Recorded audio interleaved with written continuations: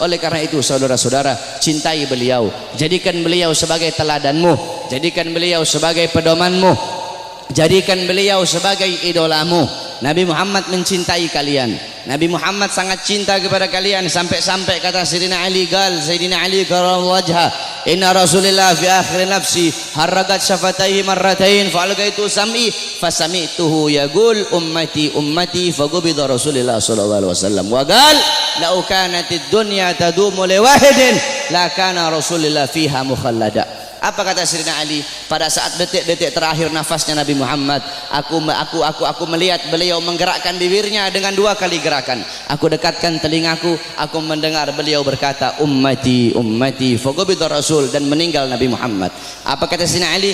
Lau kanatid dunya tadumu li wahidin la kana Rasulullah fiha mukhallada. Andaikan bisa satu wujud hidup abadi di muka bumi, yang paling pantas itu cuma Nabi Muhammad. Saking mulianya Nabi besar Muhammad sallallahu alaihi wasallam. Nabi Muhammad mengorbankan nyawanya, mengorbankan jiwanya untuk siapa? Untuk kalian sebagai umat. Nabi Muhammad, beliau pipi beliau tertusuk tulang sampai tembus ke sebelah. Demi siapa? Demi kalian sebagai umat. Nabi Muhammad gigi gerahamnya patah, gigi gerahamnya Nabi patah. Demi siapa? Demi kalian sebagai umat.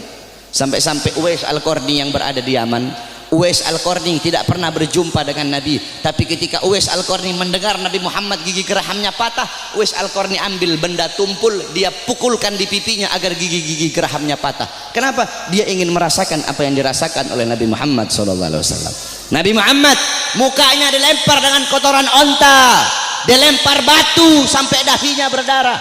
Ketika dahi beliau berdarah, beliau tampung darah itu agar tidak jatuh di atas tanah.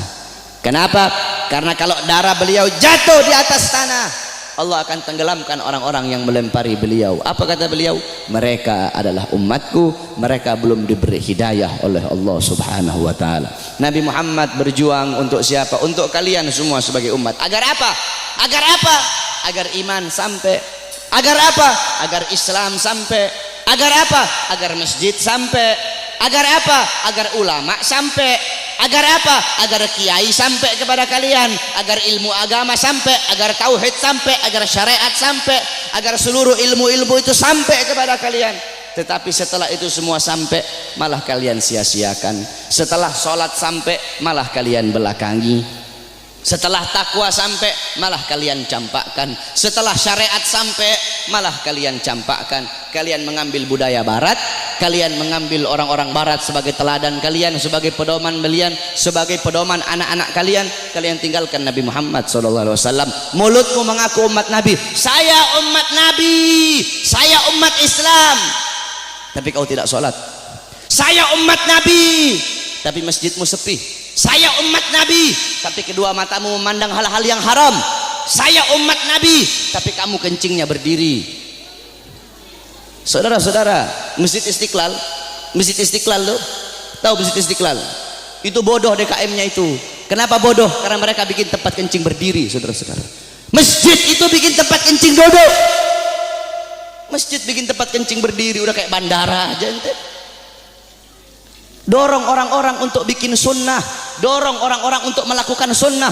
Ente ketua masjid, orang-orang yang ada di masjid bikin tempat kencingnya duduk. Adapun orang yang masuk ke dalam itu kencingnya berdiri atau duduk, urusan mereka. Yang penting kamu telah dorong mereka untuk mengikuti sunnah. Sufyan Ats-Tsauri, tahu Sufyan Ats-Tsauri? Ats-Tsaur itu banteng. Kenapa Sufyan Ats-Tsauri dipanggil banteng? Karena dia masuk ke masjid itu mendahulukan kaki kiri, sehingga terdengar suara ya Tsaur qaddimul yumna. Hei banteng, dahulukan kaki kananmu. Ditegur saudara-saudara. Engkau mengaku apa? Engkau mengaku umat Nabi, tapi kedua tanganmu tidak pernah memberi makan golongan-golongan yang dicintai oleh Nabi. Siapa golongan yang dicintai oleh Nabi?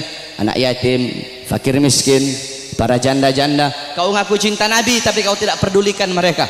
Kau biarkan mereka dalam keadaan lapar, kau biarkan mereka dalam keadaan teraniaya, sedangkan mereka golongan yang sangat dicintai oleh Nabi Muhammad SAW. Engkau mengaku umat Nabi, tapi kau biarkan besok anak-anakmu merayakan Valentine. Engkau ngaku umat Nabi, tapi kalian para orang tua biarkan anak-anak gadis kalian membuka aurat.